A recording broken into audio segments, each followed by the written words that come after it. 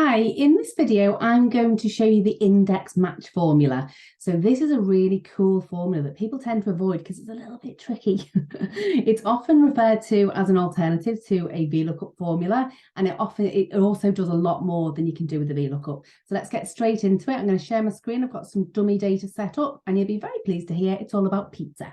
Okay, so what I've got here is a lovely little matrix like you'd normally get with a price list. You've got a row for each different variety of pizza. Across the top, you've got all the different sizes.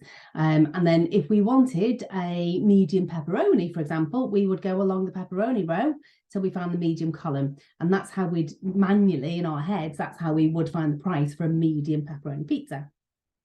So what I'd like to do at the bottom here, I've put in some pick lists. I've put data validation so we can choose the variety of pizza and we can choose the size. So I'll put that data validation in before so it's dead easy. What I want to do is fill in these and get this yellow cell to populate with the actual price using an index match formula. So as you can see there, the index match formula is made up of two separate formulas. One's called index and one's called match. And I'm just going to show you them individually for starters before I fill in this cell here. I just want to show you what the index formula does. So let me just start typing it in. So I'd start equals and type in the word index, open bracket.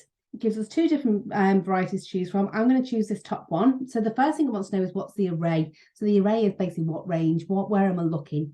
So I'm going to say, I want you to look in that range. So from B2 all the way along to E6, that's my range where I'm looking.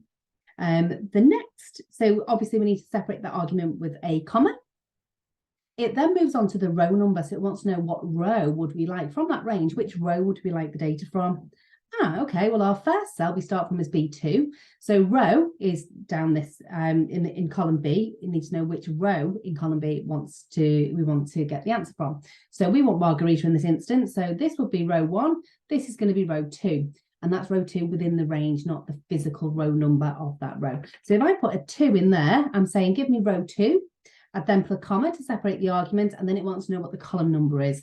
And again, starting from cell B2. So here we're going to look along row 2 to find the right size. So this will be cell number 1, or column number 1, sorry. This will be number 2.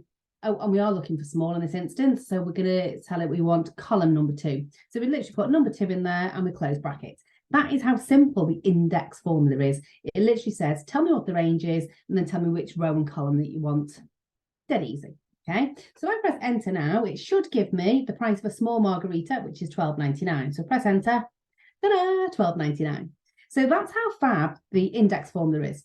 But the issue we have with it is we never really know which row and column we need. So in this instance, we've manually put in the numbers for the row and the column numbers.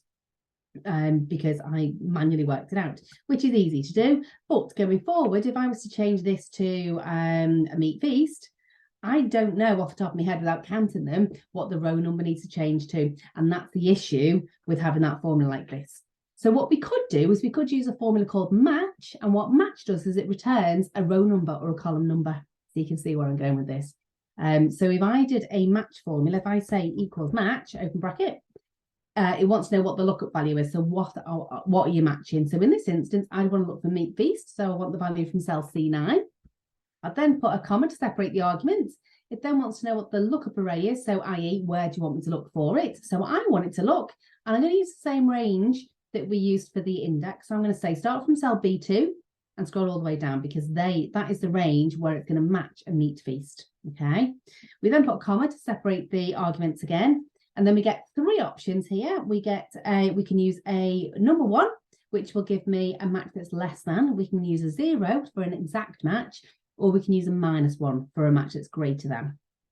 So that looks a little bit confusing because we're used to doing a VLOOKUP where you get a 1 or a 0 option, or your true and false for the exact match or a near match. So on a VLOOKUP, you only get 2 options, whereas on a match, as you can see there, we've got 3 options we can choose from, which is pretty cool. I'm looking up text in this instance, so I'm always going to use just an exact match. But if we were looking up values or dates, we could use the look for a value or a date less than or greater than, so it gives us a bit more flexibility. I'm going to use a 0 here because I want an exact match, and then I'll do a close bracket, and then the answer is 5. Okay, so let's just recap what we were doing there. So the point of this match So we're looking for the C9. So we're looking for meat feast and trying to see what the row number was for a meat feast.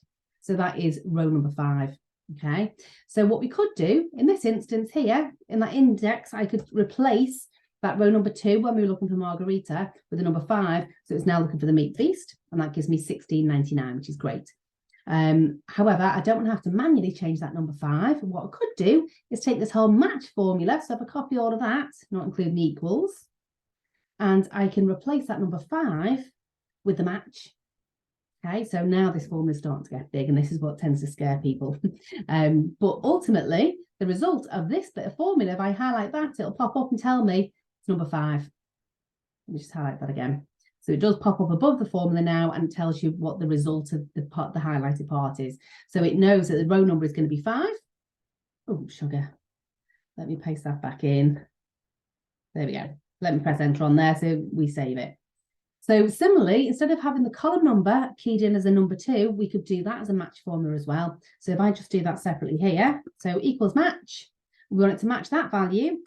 And here, we don't want it to look down column B. We want it to start from cell B2 again. And we need to highlight just the row this time, because that's where it's going to match the size. Okay. And then a comma, and then we're going to use a 0 again for an exact match. And we'll do a close bracket. Okay, so the small is column number 2, which we knew. Let me just change that to medium, say. So it's going to be 3. Okay, so yeah, column number 3 is medium. So it's going to look in row 5, which is meat feast, and medium, which is this cell. So it should be $18.99. So again, I can just copy all of that formula. And then instead of in the formula there having the 2 keyed in, I could literally paste in the match formula. So essentially, I don't know why they call this formula index match, because technically it's the index match. So it should be index match, really. So what we're saying here is index is going to look in this range, and it's going to use this formula here to identify that it's row number 5, and then this formula here to identify that it's column number 3.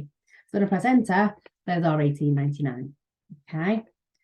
So that is as simple as an index match is. Obviously, the index match before, when it just had a 2 and a 2 for the row and the column number, was much smaller. Obviously, because we've put the matches in, it starts to make it bigger. And it's also optional whether you match the row and the column. You might only match one of them. Okay, so it kind of makes it 3-dimensional, or you can make it just where it's looking for either just the row or the column, just like the VLOOKUP does as well.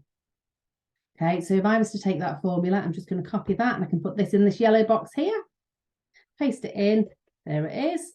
So there's our lovely formula, our index match. So now as I change the variety, the price changes accordingly. If I make that large veggie feast is $19.99.